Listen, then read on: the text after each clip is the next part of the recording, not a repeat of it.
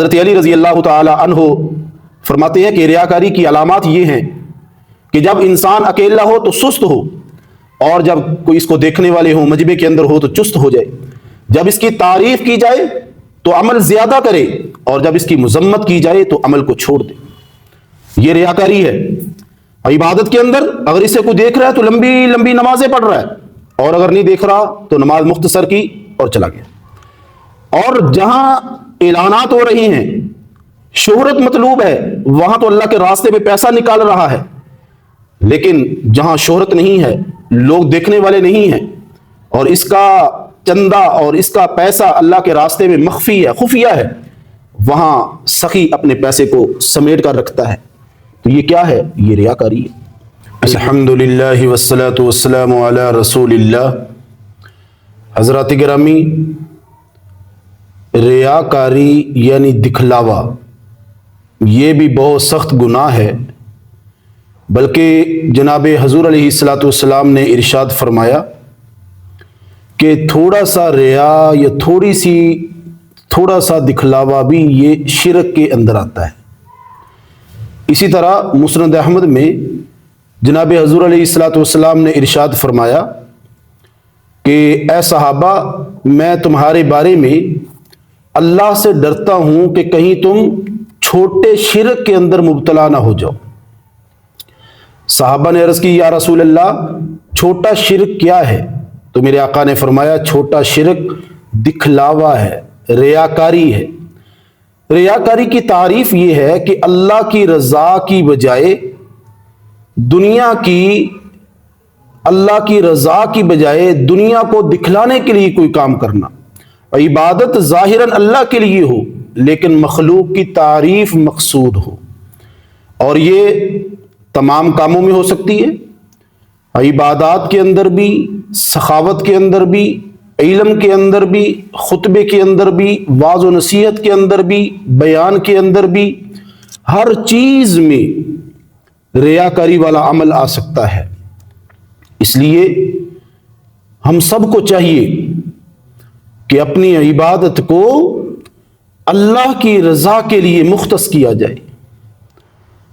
عبادت کے بارے میں اللہ پاک قرآن میں کیا فرماتے ہیں؟ فَوَيْلٌ لِّلْمُصَلِّينَ، کہ ہلاکت ہے ان نمازیوں کے لیے جو اپنی نمازوں کو دکھلاوے کے لیے پڑھتے ہیں۔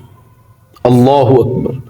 اسی طرح فرمایا حضور علیہ الصلاۃ والسلام نے دکھلاوے کی، ریاکاری کی مذمت بیان فرماتے ہوئے کہ کل قیامت کا دن ہوگا، جو لوگ اپنا عمل دکھلاوے کے طور پر اور ریاکاری کے طور پر کرتے ہیں، کل قیامت کے دن شرک کرنے والوں سے کہا جائے گا کہ جن کے لیے تم کرتے تھے ان سے اس کا صلہ لے لو۔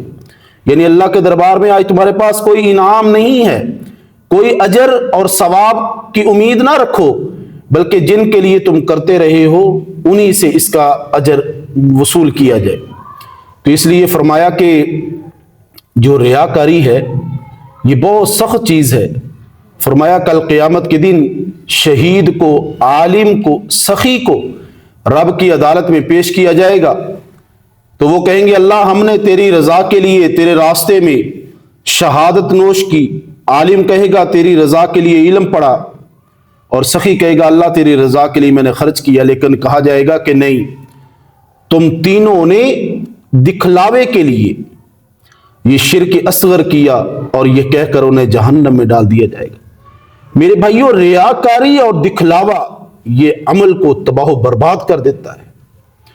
حضرت ابو بکر صدیق رضی اللہ تعالی عنہ اسی دکھلاوے اور شہرت اور ریاکاری سے بچنے کے لیے رات کے وقت مدینہ کی گلیوں میں دروازوں پر دستک دے کر یتیموں اور ضعیفوں کے گھر راشن پہنچایا کرتے تھے۔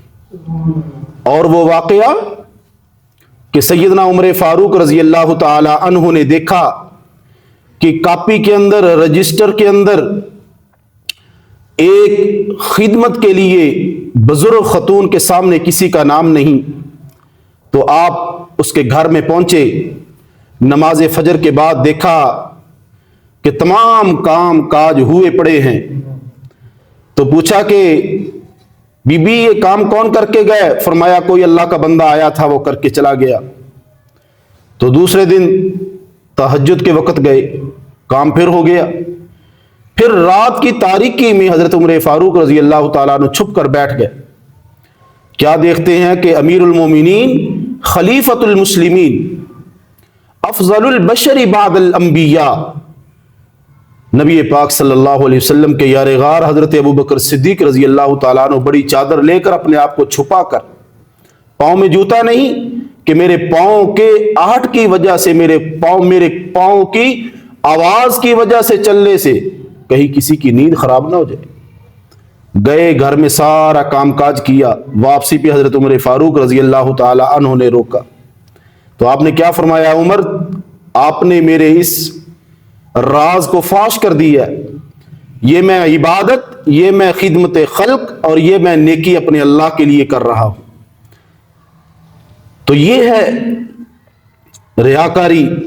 حضرت علی رضی اللہ تعالی عنہ فرماتے ہیں کہ ریاکاری کی علامات یہ ہیں کہ جب انسان اکیلا ہو تو سست ہو، اور جب کوئی اس کو دیکھنے والے ہوں، مجمع کے اندر ہو تو چست ہو جائے، جب اس کی تعریف کی جائے تو عمل زیادہ کرے، اور جب اس کی مذمت کی جائے تو عمل کو چھوڑ دے۔ یہ ریاکاری ہے۔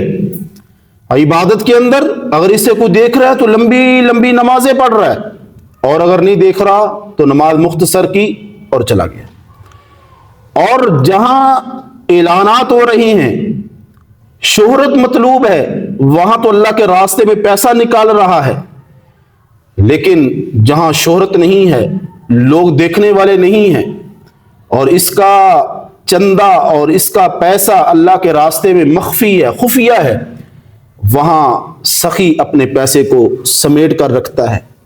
تو یہ کیا ہے؟ یہ ریاکاری ہے۔ اسی طرح ایک عالم دین اگر وہ بیان کے اندر، تقریر کے اندر شہرت اور نمود و نماد، شہرت اور نام و عہدہ کی لالچ کے اندر، اور اپنی مشہوری کے لیے، داد لینے کے لیے، تعریف سمیٹنے کے لیے، نمود و نمائش کے لیے، وہ جناب بڑی بڑی لچھیدار تقریریں کر رہا ہے، لیکن اس کے علاوہ اس کے پاس کچھ نہیں، تو یہ کیا ہے؟ دکھلاوا ہے، یہ ریاکاری ہے۔ فرمایا ریاکاری کا علاج یہ ہے کہ ریاکاری اور دکھلاوے کے خوف سے عبادت کو ترک نہ کیا جائے، بلکہ عبادت کو جاری رکھا جائے اور اپنی عادت کی اصلاح کی جائے کہ میرے اندر جو یہ گناہ ہے، میرے اندر یہ جو خامی ہے، اس کو میں کیسے دور کروں، اپنے اللہ سے دعا کرتا رہے، تو یہ آہستہ آہستہ دکھلاوا ختم ہو جائے گا اور اس کی عبادت بن جائے گی حقیقتاً۔ تو فرمایا کہ کیسے اپنی اصلاح کی جائے کہ یہ ریاکاری اور چھوٹا شرک اصغر ختم ہو جائے۔ فرمایا چند چیزوں پر غور کر لیا جائے۔ پہلی چیز کہ ہمیشہ ہر عبادت اور ہر کام کرتے ہوئے ڈرنا چاہیے کہ پتہ نہیں میری یہ نیکی اور میرا یہ کام قبول بھی ہے یا نہیں ہے۔ اپنے اللہ سے ڈرتے رہنا چاہیے۔ اور نمبر دوسری چیز، اللہ سے معافی مانگنی چاہیے کہ اللہ پاک میں نے تیری رضا کے لیے کیا، اگر میرے اندر کوئی چیز آ بھی گئی ہے تو آپ مجھے معاف کر دینا۔ جب آپ یہ دعا مانگیں گے تو پھر اللہ پاک کی نعمتوں کا شکرانہ زبان سے ادا ہوگا کہ اللہ یہ تیرا کچھ تھا، یہ جسم تیرا تھا، اگر تیری عبادت کے اندر کھڑا کر دیا تو میرا کوئی کمال نہیں۔ اگر میں نے تیرے راستے کے اندر کسی یتیم کو، مسکین کو، ضعیف کو، کسی مسجد اور مدرسے کو، کسی بے سہارا انسان کی خدمت کی ہے تو یہ مال تیری طرف سے عطا کردہ نعمت تھی، میرا کوئی کمال نہیں۔ ہاں تو نے میرے مال کو اپنے راستے میں قبول فرما لیا ہے، مجھے توفیق عطا فرما دی ہے، اس بات پہ میں تیرا شکریہ ادا کرتا ہوں، الحمدللہ رب العالمین۔ اور تیسرا فرمایا اپنے گناہ سے اور اپنے قبول اور ناقبول سے ہمیشہ ڈرتا رہے کہ اللہ پاک میرے سے کوئی کمی کوتاہی ہوگی ہو تو تو مجھے معاف فرما۔ جب یہ چیزیں انسان کے اندر ہوں گی تو عبادت بھی خالصتاً اللہ کی رضا کے لیے، علم بھی، بیان بھی، تقریر بھی، واعظ و نصیحت بھی خالصتاً اللہ کی رضا کے لیے، اور اللہ کے راستے میں سخی کی سخاوت بھی اللہ کے لیے ہوگی۔